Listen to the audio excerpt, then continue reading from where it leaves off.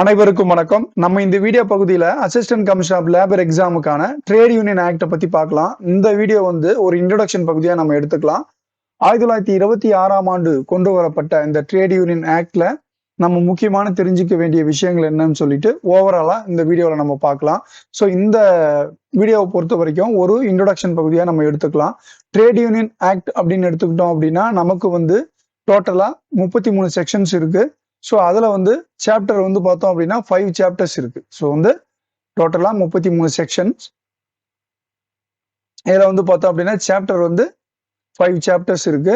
So இதனுடைய நோக்கம் என்ன அப்படின்னு தெரிஞ்சுக்கிட்டோம் அப்படின்னா ரொம்ப ரொம்ப முக்கியமானது. ஒரு ட்ரேட் யூனியனை ரெஜிஸ்ட்ரேஷன் பண்ணணும்.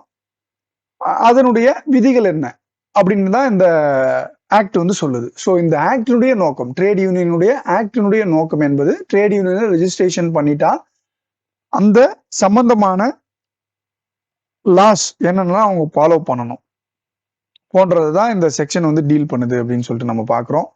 ஸோ இங்க ரெஜிஸ்ட்ரேஷன் என்பது இந்தியாவில் கம்பல்சரியா நாட் கம்பல்சரியா அப்படின்னு எடுத்துக்கிறப்போ தட் இஸ் வாலண்டரி, கம்பல்சரி கிடையாது, நாட் கம்பல்சரி. ஸோ ட்ரேட் யூனியனை ரெஜிஸ்ட்ரேஷன் பண்ணாம ரன் பண்ணலாம், அது நாட் கம்பல்சரி. ஸோ இங்க வாலண்டரின்ற வேர்டு நம்ம யூஸ் பண்ணிக்கலாம்.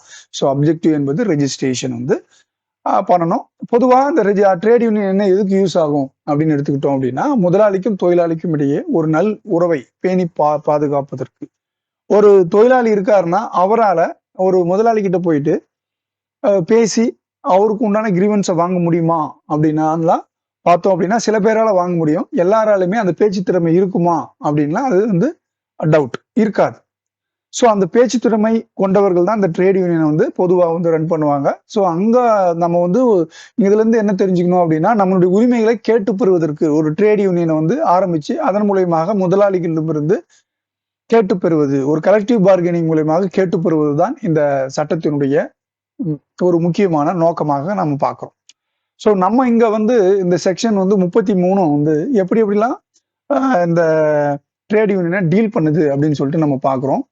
ஸோ இதுல நம்ம முக்கியமா தெரிஞ்சுக்க வேண்டியது அத்தியாயம் 1 சாப்டர் 1 அப்படின்னும் போது ஆரம்ப நிலை அப்படின்னு எடுத்துக்கிட்டோம் அப்படின்னா சுருக்கமான தலைப்பு, பரப்பளவு, தொடக்கம், அதாவது short title, extend and commencement என்பது இதனுடைய எல்லைகள். இந்த ஆக்ட் எவ்வளோ எல்லைகள் பொருந்தும் அப்படின்ற போன்ற விஷயங்களை இதில் டீல் பண்ணுது அப்படின்னு சொல்லிட்டு நம்ம பார்க்குறோம். அடுத்து வரையறைகள் அப்படின்னு எடுத்துக்கிட்டா ஒரு ஆக்ட், எந்த ஆக்ட் எடுத்துக்கிட்டாலும் அதனோட முக்கியமான கீவேர்ட்ஸ், அதனுடைய கீவேர்ட்ஸை டிஃபைன் பண்ணி அதனுடைய வரையறை கொடுத்துருப்பாங்க, அதாவது விளக்கமாக சொல்லியிருப்பாங்க. குறிப்பா இந்த ஆக்ட் எடுத்துக்கிட்டோம் அப்படின்னா ட்ரேட் யூனியன்னா என்ன, எக்ஸிக்யூட்டிவ்னா என்ன, ஆபீஸ் பேரர்னா என்ன, ரெஜிஸ்டார்னா என்ன போன்ற விஷயங்கள் ரொம்ப ரொம்ப முக்கியமானது இந்த டெஃபினிஷன்ஸ்ல. ஸோ அதை பற்றியான ஒரு வரைமுறைகள் தெளிவாக சொல்லப்பட்டிருக்கின்ற பகுதிகள் 2 வரையறைகள் அப்படின்னு சொல்லிட்டு பார்க்குறோம், டெஃபினிஷன் பகுதி. அடுத்து எடுத்துக்கிட்டோம் அப்படின்னா சாப்டர் 2 என்பது ரெஜிஸ்ட்ரேஷன் ஆஃப் ட்ரேட் யூனியன், தொழிற்சங்கங்களை பதிவு செய்தல் அப்படின்னு பார்க்குறோம்.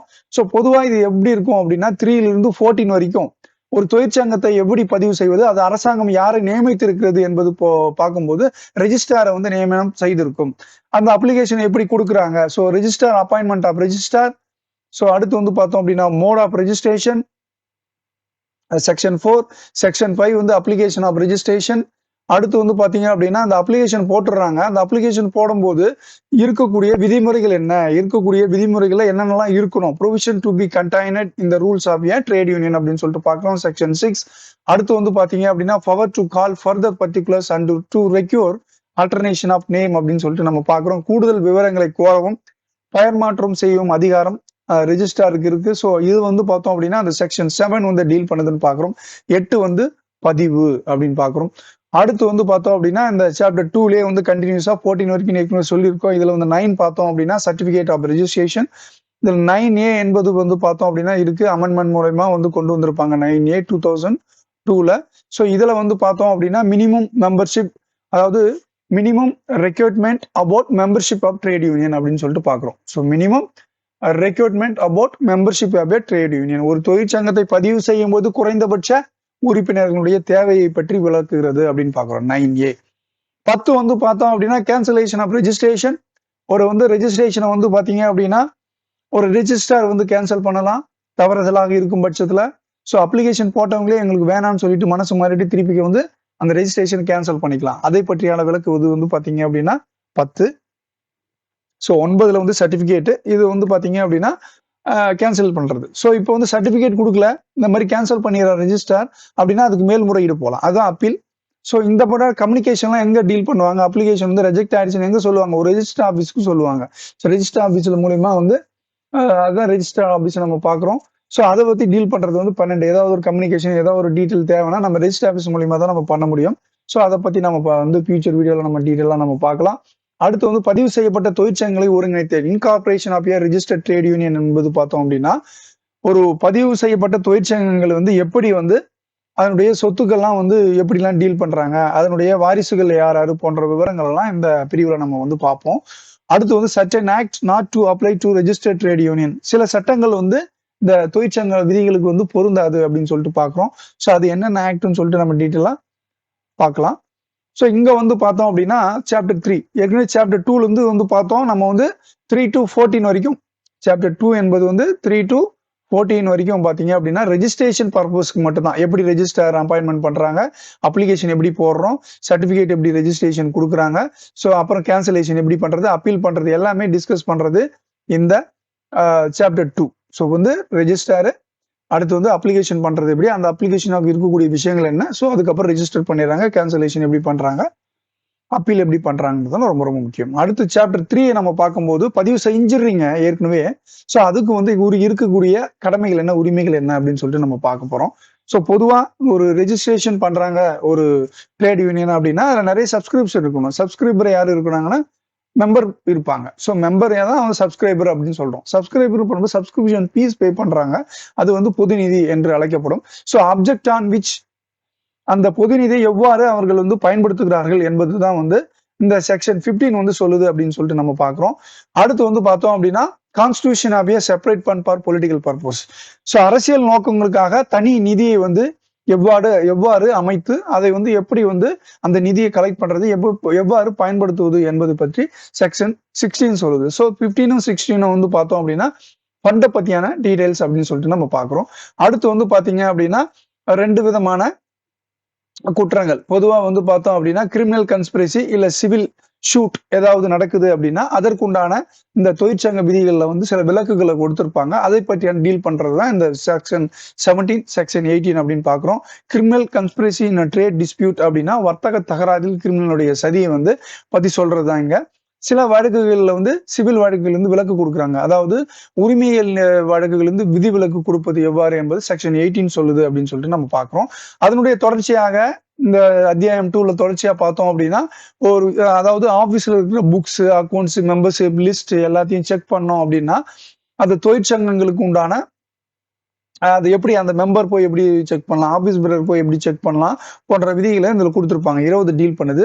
Right of minor to membership of trade union. So 14 வயதுக்கு உட்பட்டவர்கள் வந்து மெம்பர்ஷிப் ஆக முடியாது. 14ல இருந்து 18 வயசு இருக்கிற மெம்பர்ஷிப் எப்படி ஆகணும், அதனுடைய ப்ரொசீஜர் என்னன்னு சொல்லிட்டு இந்த 21 பாக்குது. இந்த சிறார்களுக்கு தொழிற்சங்கங்கள்ல வந்து உறுப்பினராகும் உரிமைகளை பத்தி பாக்குறோம் அப்படின்னு பாக்குறோம். 21A என்பது வந்து இந்த ஆபீஸ் பேரர் வந்து டிஸ்குவாலிபிகேஷன் எப்படி ஆவாங்க போன்ற விதிமுறைகளை சொல்லுவதுதான் வந்து 21A. தொழிற்சங்க நிர்வாகிகளை தகுதி நீக்கம் செய்தல் எவ்வாறு என்பது 21A பாக்குது அப்படின்னு சொல்லிட்டு நம்ம தெரிஞ்சுக்கிறோம். ஸோ இங்க வந்து மைனஸ் அந்த மெம்பர்ஷிப்பை பத்தி பாக்குது. அடுத்து வந்து ஆபீஸ் பேரர் வந்து பார்த்தோம் அப்படின்னா 22ல வந்து preparations of office bearer to be connected with the industries. அதாவது தொழிற்சங்கங்களும் ஒரு ஒரு பட்டாசு தொழிற்சாலை நடத்துறாங்க அப்படின்னா அந்த தொழிற்சாலையில் ஒரு ட்ரேட் யூனியன் ஆரம்பிக்கிறாங்க அப்படின்னா அந்த ஆரம்பிச்சதுக்கு அப்புறம் அதனுடைய ஆபீஸ் இருக்கு இல்லைங்களா, அந்த ஆபீஸ்ல வேலை செய்யறவங்கல இந்த பட்டாசு தொழில் செய்யறவங்க ஆபீஸ்னா யார் வேணாலும் இருக்கலாம், அக்கௌண்டன்ட் இருக்கலாம், வேற யாருன்னா இருக்கலாம்.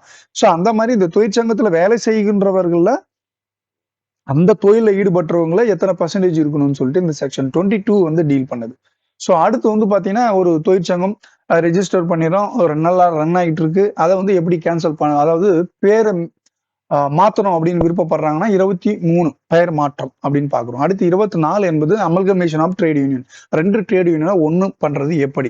இப்படி நேம் சேஞ்ச் பண்றதுக்கும் அதாவது 2 ட்ரேட் யூனியன் ஒன்னா சேர்க்கறதுக்கும் வந்து அதுக்கு வந்து அறிவிப்பு வெளியிடணும், நோட்டீஸ் வரணும். அதை பத்தி 25 செக்ஷன் டீல் பண்ணுது. அடுத்து வந்து பெயர் மாற்றம் இணைப்பு விளைவுகள், இது பெயரை மாத்திடுறாங்க இல்ல அமல்கமேஷன் பண்றாங்க, அதனுடைய விளைவுகள் என்னன்னு சொல்லிட்டு 26 டீல் பண்ணுது. அடுத்து வந்து ஒரு தொழிற்சங்கம் வேண்டாம் என்று வந்து கலைச்சிடுறாங்க. ஸோ அதுக்கு வந்து பாத்தீங்க அப்படின்னா ப்ரொசீஜர் என்ன, அந்த ஃபண்டை வந்து அந்த ஃபீஸ் எல்லாம் என்ன பண்ணுவாங்க, எப்படி மெம்பர்ஸ் டிஸ்ட்ரிபியூட் பண்ணுவாங்க போன்ற விதிகளை வந்து செக்ஷன் 27 வந்து டீல் பண்ணுது அப்படின்னு சொல்லிட்டு நம்ம பாக்குறோம். அடுத்து வந்து வருமான வரி தாக்கல். ஒரு தொழிற்சங்கம் அதனுடைய வருமானத்தை எவ்வளவு சப்ஸ்கிரிப்ஷன் ஃபீஸ், அந்த அக்கௌண்ட்ஸ் டீடைல்ஸ் எல்லாமே வந்து சப்மிட் பண்ணணும் ஒரு குறிப்பிட்ட தேதிக்குள்ள. அதை பற்றியான தகவல்கள் இந்த ரிட்டர்ன்ஸ்ன்ற பகுதியில் 28 செக்ஷன் டீல் பண்ணுதுன்னு சொல்லிட்டு பார்க்குறோம். அடுத்து வந்து கடைசியா இருக்கக்கூடிய செக்ஷன் வந்து பாத்தீங்க அப்படின்னா அதாவது அதாவது 29, 30 அதாவது என்ன சொல்லுது அப்படின்னா இந்த விதிமுறைகள்லாம் யார் ஏற்றுவாங்க அப்படின்னா மத்திய அரசாங்கமோ இல்ல மாநில அரசாங்கமோ ஏற்றுவாங்க. அதாவது சாப்டர் 4, அதாவது சாப்டர் 5 வந்து பார்த்தோம் அப்படின்னா அது பெனால்டிஸ் அண்ட் ப்ரொசீஜர். சாப்டர் 4 வந்து நமக்கு வந்து ரெகுலேஷன் பத்தி பார்க்குது. அது ஒழுங்கு விதிமுறைகள், பவர் டு மேக் ரெகுலேஷன்ஸ், அதாவது அப்ராப்ரியேட் கவர்மெண்ட் வந்து எப்படி வந்து அதிகாரத்தை வந்து இந்த ட்ரேட் யூனியன்ல செலுத்துது, இந்த ட்ரேட் யூனியன் ஏதாவது ரூல்ஸ் மாத்தணும் அப்படின்னா அது எப்படி வந்து பண்றாங்க அப்படின்ற போன்ற விதிகளை தான் 29 சொல்லுது.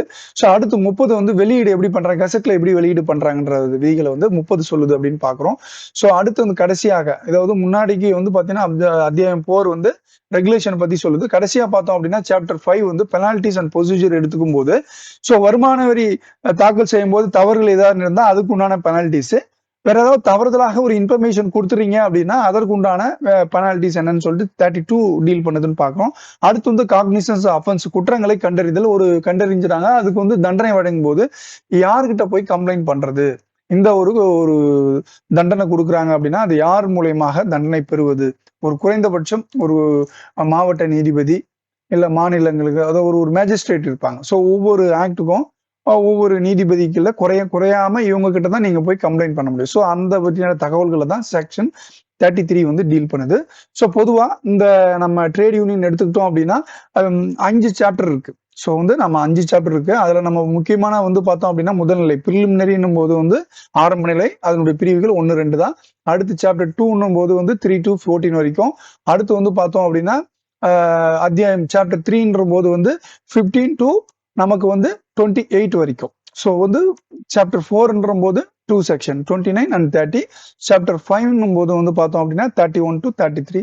ஸோ இது ஒவ்வொன்றுத்துக்குமே வந்து பார்த்தோம் அப்படின்னா இதுல ஷெட்யூல் வந்து கிடையாது. இந்த ஆக்ட்ல வந்து ஷெட்யூல்ஸ் கிடையாது, ஒன்லி செக்ஷன்ஸ் தான் இருக்கு, சாப்டர்ஸ் தான். இது வந்து ஒரு இன்ட்ரோடக்ஷன் தான். நம்ம வந்து ஃபியூச்சர் வீடியோவில் ஒவ்வொரு பகுதிகளாக இந்த என்ன சொல்ல வருதுன்னு சொல்லிட்டு டீட்டெயிலாக நம்ம வந்து பார்ப்போம். ஒவ்வொரு கிளாஸ்லையும் வந்து நம்ம எவ்வளோ மேக்ஸிமம் பார்க்க முடியுமோ பார்க்கலாம். ஸோ இந்த வீடியோ இதை முடிச்சுக்கலாம். இன்னொரு வீடியோவில் நம்ம பார்க்கலாம். நன்றி, வணக்கம்.